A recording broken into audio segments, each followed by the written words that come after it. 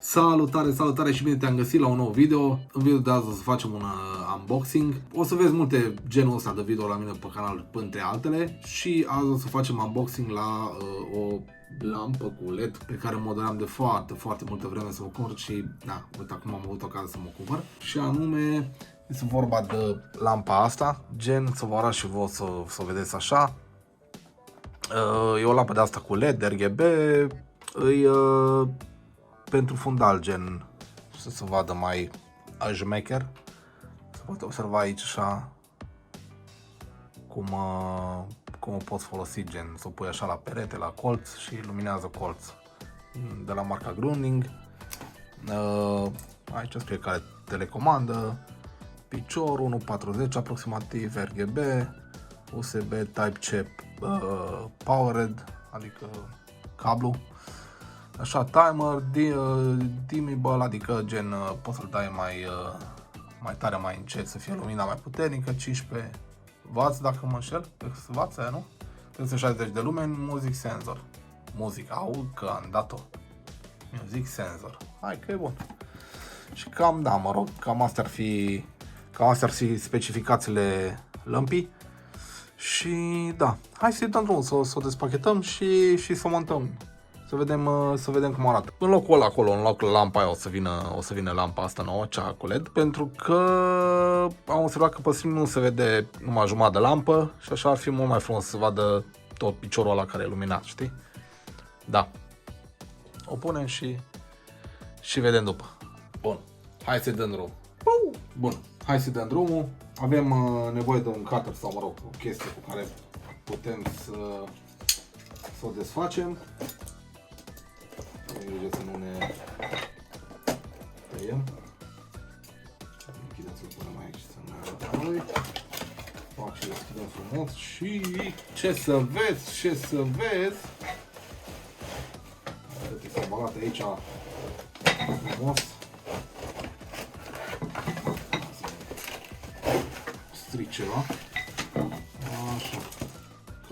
Cam asta e în cutie. Asta e cutia. Nu mai avem nevoie de ea. Aici avem, mamă ce tare, mi-a dat și telecomanda. Clar mi-a dat și telecomanda. Și un încărcător USB-ul. Nu știu dacă se vede, un încărcător de USB-ul. Foarte tare, că majoritatea nu dă numai cablu, știi?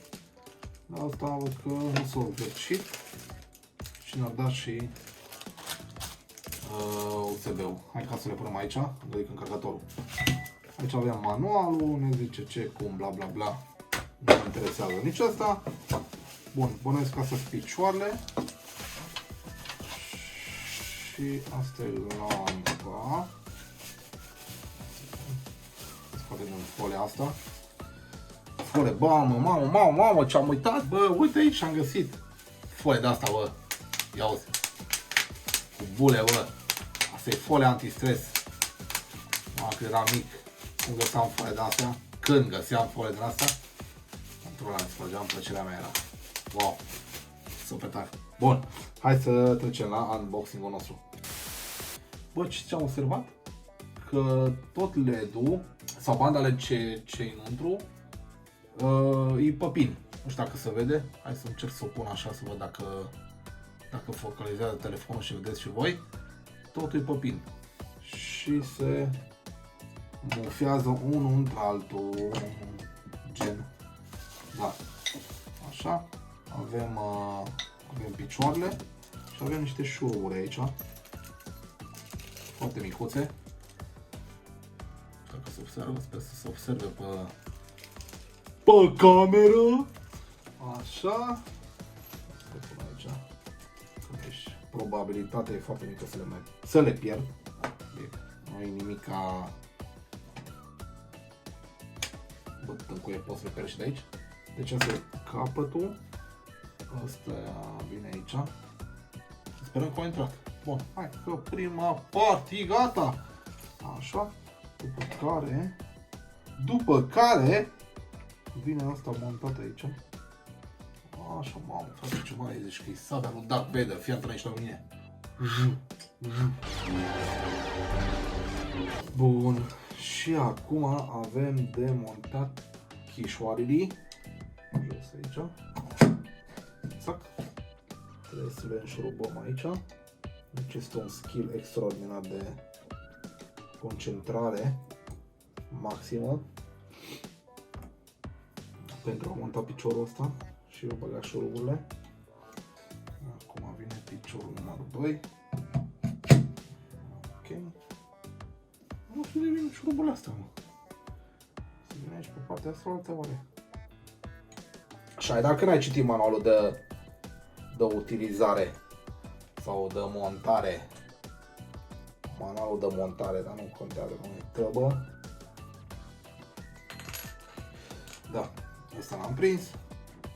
Să montăm și pe ăsta. Bă, ce lung e, frate. Apare, bă, 1 și ceva, 1,60. Asta vine simplu băgat aici. Ok, până face click. După care mufăm la ștecherul ăsta, cum să zice asta? Ștecherul, nu? E o priză, ștecher, șmecher. Ștecherul se bagă în priză, știți? Bancul ăla cu ștecherul se bagă în priză, nu? Bun. Și o să trec comanda. Fac, i-am scos și succesul de la baterie. Și cam atâta cu montatul. Hai să o montăm unde, să o punem unde vrem, pe locul unde vrem să rămână și să vedem cum se vede. Hai să dăm drum. Bun, o să montăm pe locul ăsta unde v-am zis, scoatem lampa asta afară și o punem pe asta. Timelapse.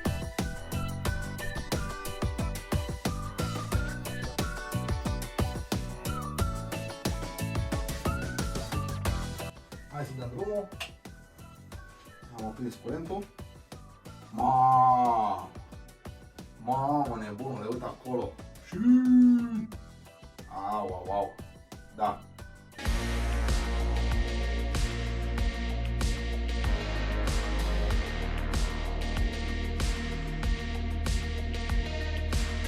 Da. Cam astea sunt toate modurile care le-ați văzut. Mie, sincer, unul, sunt foarte mulțumit de rezultatul final. Am să vedem cum o să vadă și pe webcam în timpul streamului, dar cred că o să vadă super, super tare. Ăsta e modul meu preferat pentru că ai toate culorile. Dar, da, super șmecheră lampa. Bun, și cam atât cu video de azi. Sper că v-a plăcut și nu uitați să bușiți butonul de like, de subscribe dacă n-ați făcut-o încă și ne vedem data viitoare cu un nou clip. Probabil, sau cel mai sigur, o să apară clipul de la cum am construit eu calculatorul meu, cum l-am făcut singur. Da, așa că băgați mare like, scrieți în comentarii ceva acolo, ce v-a plăcut, ce nu v-a plăcut și ne vedem data viitoare. Numai bine la nimeni, ciao, ciao!